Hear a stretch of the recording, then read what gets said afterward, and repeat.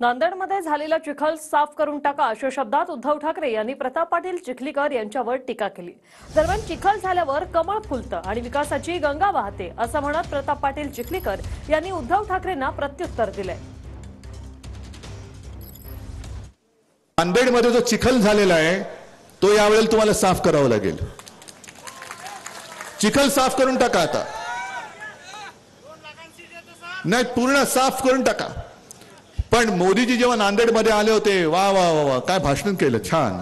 19 साली काय म्हणाले होते? आदर्श वटाळा, ज्याने आदर्श सोसायटी स्थापन केली आणि शहीदांच्या परिवाराला फसवलं। शहीद परिवारांना फसवणारे अशोकराव निकाल लागले त्या केसचा नाही। मग ती केस तशीच असताना अशोकरावांना तुम्ही घेतलं, म्हणजे तुम्ही त्या फसवणुकीत भागीदार झालात का? त्यांना हे म्हणायचं होतं की चिखलामध्ये कमळ उगवते म्हणून तुम्ही कमळाच्या माघारा असं इनडायरेक्ट म्हणायचं असेल, पण त्याचा अर्थ कोणी वेगळा घेऊ नये। उद्धव साहेबांनी पूर्वी मला पाठिंबा दिलेला, आता त्यांचा कदाचित पाठिंबा अशा बोलण्यामुळे असू शकतो असं मला वाटतं।